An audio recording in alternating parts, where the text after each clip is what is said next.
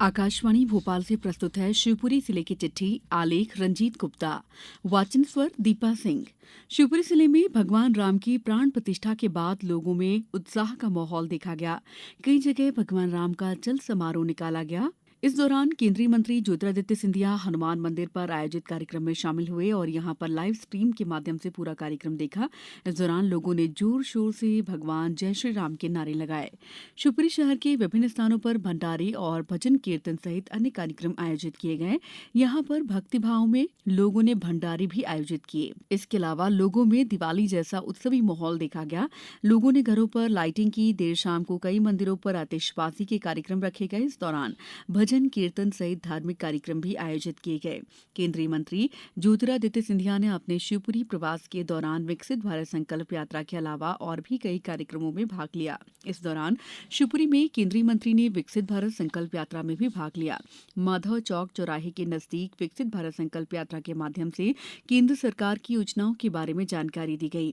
श्री सिंधिया ने कहा कि मोदी के राज में अब जनता को दफ्तरों के चक्कर नहीं लगाने पड़ते। उन्होंने कहा कि आज 80 करोड़ लोगों को गरीब कल्याण योजना के तहत राशन का वितरण किया जा रहा है। किसान सम्मान निधि के माध्यम से 6,000 रुपए किसानों को दिए जा रहे हैं। शिवपुरी जिले में बाल विवाह की रोकथाम को लेकर महिला और बाल विकास विभाग सक्रिय हुआ है। आने वाले समय में सामूहिक विवाह कार्यक्रमों के दौरान बाल विवाह न हो, इसको लेकर जागरूकता कार्यशाला आयोजित की गई। इस कार्यशाला में पंडित, मौलवी सहित अन्य सेवा प्रदाता मौजूद रहे। सन 1857 की क्रांति के प्रमुख योद्धा वीर शहीद तात्या टोपे का जन्म जयंती उत्सव पिछले दिनों शिवपुरी में उनकी प्रतिमा स्थल पर मनाया गया।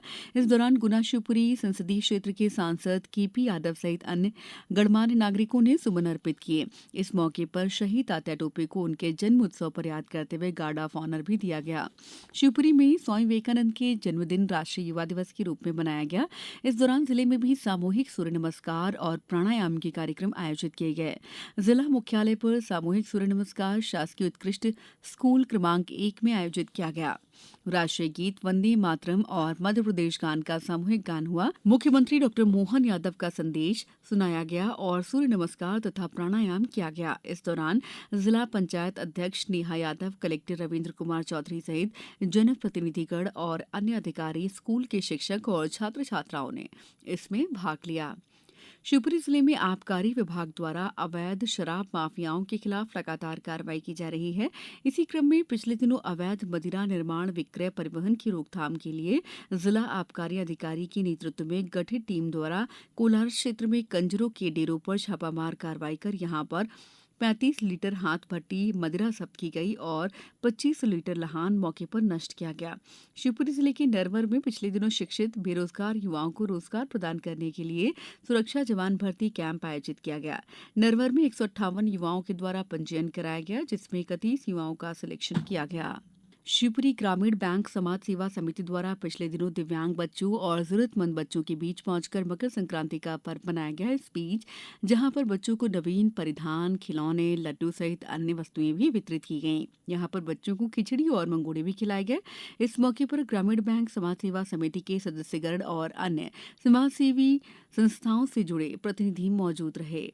शिवपुरी जिले में इस समय पड़ रही कड़ाके की ठंड के बीच बार बार मौसम में बदलाव देखा जा रहा है।